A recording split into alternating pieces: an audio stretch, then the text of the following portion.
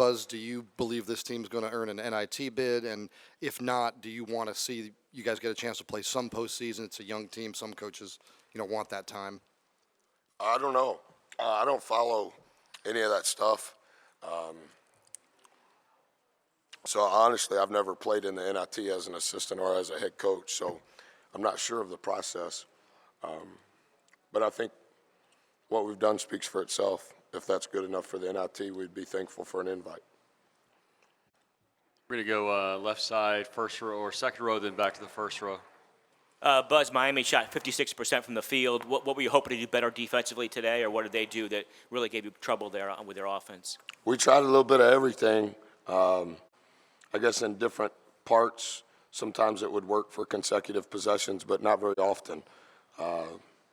We ran the gamut of all the different defenses we could, changed the ball screen coverage as often as we could, and none of it was very effective. Let's go front row, same side to the left. Faison Asnani of the Collegiate Times. Coach, it might be too early to evaluate this, but what do you think are some of the biggest takeaways that you can take from conference play and some things that you guys got better at?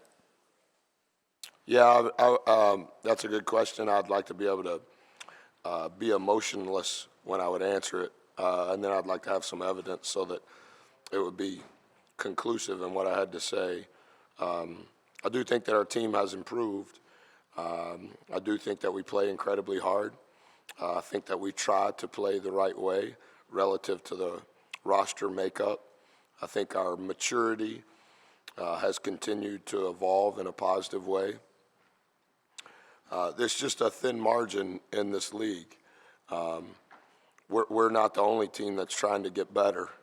And so as you're trying to do that, you have to be aware, and you are aware, that other teams are doing the same thing. But have really enjoyed being around these guys. I'm thankful for the lessons that I've learned from them.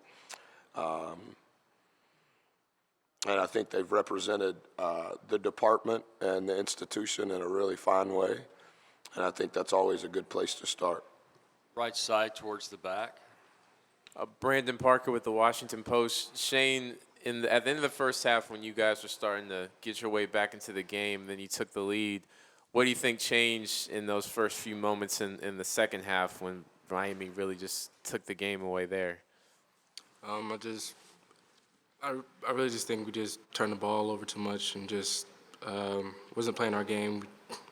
But I think everybody did well, staying in the game and just keep on pushing. Far left, third row.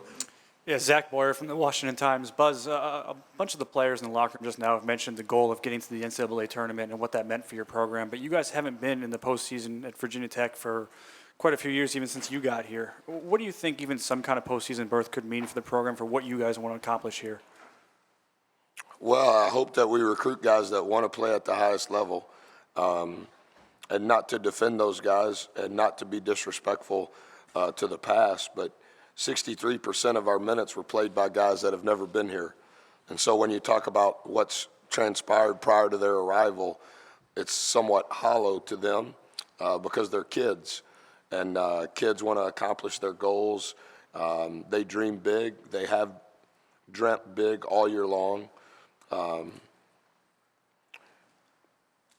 guess if you're asking me the same question relative and including the past, I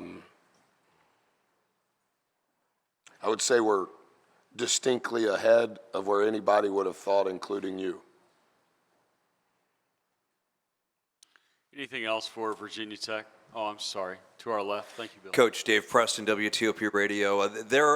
Miami's ability to connect from three in the second half. What do you feel they were able to take advantage of, especially coming out of the break? Yeah, I thought that was the change. Shane was right. We turned it over, I think, 3 times before I called the timeout. May have only been 2, but I know that of the 8 threes they made, seems like 4 of them were in that run. I think 3 of the 4 were contested, and I can't remember what the ATO score was at that first ATO, but They started great offensively, and we started poor offensively. And those multiple back-to-back-to-back threes, I don't know that they were consecutive, but they were grouped fairly tight together. Fourth row left side. Steve Warner from the AP. Buzz, what did you think? I know Zach Leday got into foul trouble early, but what did you think of his night and his contributions once he got back into the game in midway through the second half? He's been great all year for a guy that nobody knew, nobody anticipated much from. I thought we were out of sorts for most of the first half. Five was in foul trouble. Zach was in foul trouble. We played 5 guards for 4 to 6 minutes there to close it. I thought to be where we were at half spoke to the resiliency of the group. To close the half, considering we were fouling to try to extend the game, to only lose the second half by 5 after the previous question with all the threes. Again, I thought they hung in there. Standing left side. Buzz, you said that you guys are ahead of where we thought you would be at this point. I'm just curious, are you ahead of where you thought you would be? I don't ever get into all of that. I think those questions are remedial. I think they're just softball, no thought, just it's nothing. And just from my lens and how I operate, and I know that sounds condescending from my part, I'm not trying to be that way. I don't look at things like that. On the path of getting better, I hope that we're going in the right direction, but to give it a number or, you know, this is what we want to do overall or this is what we want to do in league play, in my entire career, I've never done that.